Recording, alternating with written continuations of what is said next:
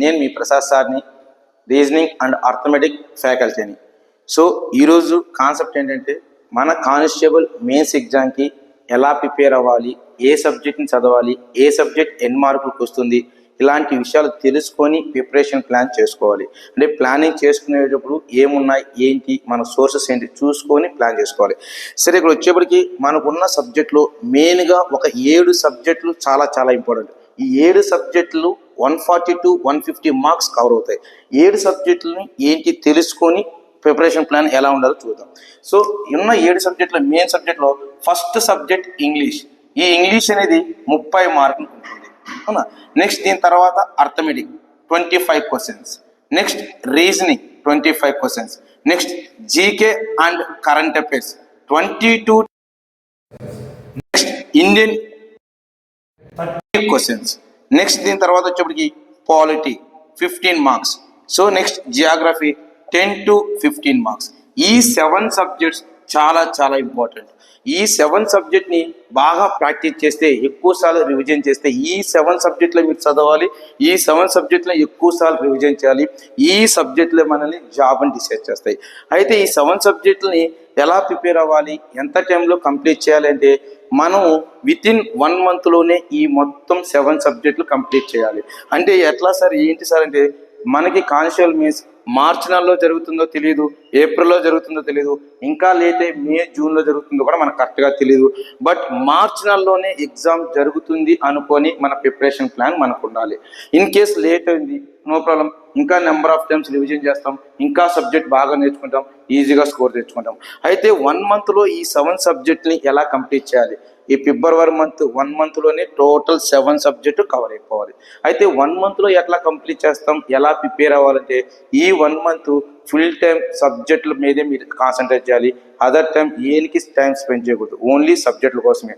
అంటే ఎలా సార్ అంటే ఒక డే టైంలోని ఒక రోజులో మార్నింగ్ 4:30 నుంచి మొదలు పెట్టాలి, 4:30 to 5:30, 4:30 to 5:30, early morning 4:30 to 5:30, ప్రతిరోజు 1 అవర్ 4:30 to 5:30, ప్రతిరోజు ఈ 1 అవర్ ఇంగ్లీష్ అనే సబ్జెక్ట్కే కేటాయించాలి. ఇంగ్లీష్ అనే సబ్జెక్ట్కే కేటాయించాలి. ఈ ఇంగ్లీషు 30 మార్కులకి రోజుకు ఒక టాపిక్ ప్రాక్టీస్ చేసిన 30 డేస్కి 30 టాపిక్స్ మనం చేయొచ్చు. ఇంగ్లీష్లో 30 టాపిక్స్ ఉండవు, 20 to 25 టాపిక్స్ ఉంటాయి. రోజుకు ఒక టాపిక్ చేసినా కూడా సిలబస్ అంతా కూడా నెలలో కవర్ చేసేయచ్చు, ఓకేనా. నెక్స్ట్ దీని తర్వాత మార్నింగ్ 6 నుంచి మొదలుపెట్టి 8:30 వరకు ప్రతిరోజు 2.5 అవర్ 2.5 గంట దేనికోసం స్పెండ్ చేయాలి? మనం అర్థమెటిక్ అనే సబ్జెక్ట్ని ప్రాక్టీస్ చేయాలి. ప్రతిరోజు 2.5 అవర్ అర్థమెటిక్కే కేటాయించాలి. ఒక రోజుకి ఒక టాపికే ప్రాక్టీస్ చేయాలి. అర్థమెటిక్లో మోడల్ పేపర్ తీసుకొని మోడల్ పేపర్లు అన్నీ చేస్తూ ఉండకూడదు. ఒక రోజుకి ఒక టాపిక్ చేయాలి. ఆ టాపిక్లో క్వశ్చన్ ఎలా వచ్చినా మనం చేయగలగాలి. ఆ విధంగానే ప్రాక్టీస్ చేయాలి. సో 30 డేస్ 30 టాపిక్స్ లేవు మనకి, 22 or 23 టాపిక్స్ ఉండేది అర్థమెటిక్లో. రోజుకి ఒక టాపిక్ వేసుకున్నా కూడా 25 డేస్లో సిలబస్ కంప్లీట్ అవుతుంది. నెక్స్ట్ దీని తర్వాత మార్నింగ్ 10 నుంచి కావచ్చు, లేదంటే 11 నుంచి కావచ్చు. డే టైంలో మీరు టైం పెట్టుకునండి. డే టైం 9:30 or 10కి మొదలు పెట్టండి. ఈవినింగ్ 6 వరకు ఈ ఫుల్ టైం జనరల్ స్టడీస్ సబ్జెక్టులు. అంటే ఒక వారం అంతా హిస్టరీ చదవండి, ఒక వారం అంతా పాలిటీ, ఒక వారం అంతా జియోగ్రఫీ, ఒక వారం అంతా కరెంట్ అఫైర్స్. కంప్లీట్గా 4 వీక్స్ 4 సబ్జెక్టులు కంప్లీట్ అయిపోతాయి. మార్నింగ్ 6:30 to 8:30 ఒక సబ్జెక్ట్ పోతుంది. మార్నింగ్ 4:30 to 5:30 ఒక సబ్జెక్ట్ పోతుంది. ఈవినింగ్ వచ్చేప్పటికి 8 నుంచి మొదలుపెట్టింది 11 వరకు లేదా 11:30 వరకు ప్రతిరోజు ఈవినింగ్ రీజనింగ్ ప్రాక్టీస్ చేయండి. నిద్ర టైము మనం రీజనింగ్ పట్టుకుంటే నిద్ర రాదు, ఇంట్రెస్ట్గా ఉంటుంది, ఈజీగా ప్రాక్టీస్ చేయొచ్చు. సో ఒకే డేలో 4 షెడ్యూల్ 4 సబ్జెక్టు కవర్ చేసుకుంటూ రావాలి. సో మార్నింగ్ ఇంగ్లీష్ 1 అవర్ పోతుంది 1 మంత్, 2.5 అవర్ లేకన అర్థమెటిక్ వెళ్ళిపోతుంది. ఈవినింగ్ 2.5 అవర్ or 3 అవర్స్ లేకన రీజనింగ్ వెళ్ళిపోతుంది. 1 మంత్లో రీజనింగ్ అయిపోతుంది, అర్థమెటిక్ అయిపోతుంది, ఇంగ్లీష్ అయిపోతుంది. డే టైంలో 4 వారాలు 4 సబ్జెక్టులు కంప్లీట్ అవుతాయి. 1 మంత్లో 4 వీక్స్ 7 సబ్జెక్టులు కంప్లీట్ అవుతాయి. సో మెయిన్గా ఈ సబ్జెక్టులే మనం కవర్ చేయాలి, ఎక్కువ స్కోరింగ్ సబ్జెక్టులు. సో ఈ ప్రిపరేషన్ ప్లాన్ 1 మంత్ మీరు పర్ఫెక్ట్గా ఎగ్జామ్ చేసినట్టు చేస్తే, కంప్లీట్ చేసేస్తే, దాని తర్వాత మీరు చేయాల్సింది గ్రాండ్ టెస్టులు రాయటం మొదలు పెట్టాలి. గ్రాండ్ టెస్టులు రాసుకుంటూ మిగిలిపోయిన ఫిజిక్స్, కెమిస్ట్రీ, బయాలజీ, అలాగే ఎకానమీ ప్రిపేర్ అవుతూ ఉండొచ్చు. వాటిని వదలకూడదు, ప్రిపేర్ అవ్వాలి, ఎక్కువ ఇంపార్టెన్స్ వీటికి ఇవ్వాలి.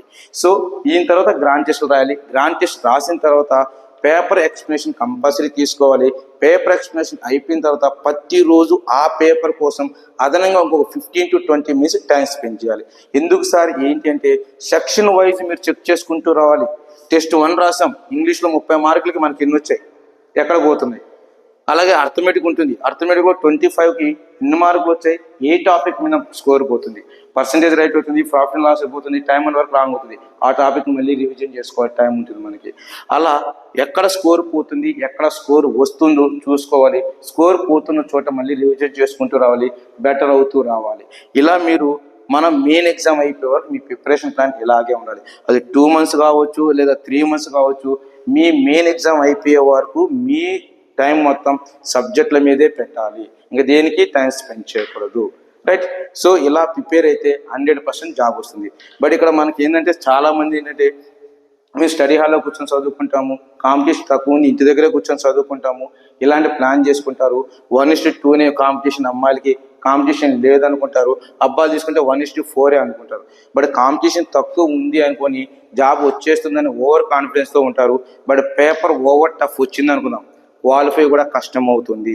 క్వాలిఫై అయితేనే మనకు ఉద్యోగాలు వస్తాయి, క్వాలిఫై కాకపోయినా ఉద్యోగం ఇవ్వడు. క్వాలిఫై అయితే ఉద్యోగం ఇస్తాడు, క్వాలిఫై కాలేదనుకుంటే మిగిలిపోయిన పోస్టులు నెక్స్ట్ నోటిఫికేషన్ క్యారీ ఫార్వర్డ్ అవుతాయి. కాబట్టి ఇక్కడ క్వాలిఫై కాదు మీకు కావాల్సింది, మీరు ఓపెన్లో జాబ్ కొట్టడానికి ట్రై చేయాలి.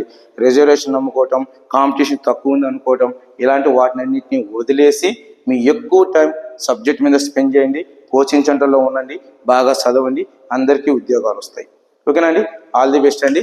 నెక్స్ట్ వీడియోలో మళ్ళీ కలుద్దాం. అందరికీ థ్యాంక్ యూ.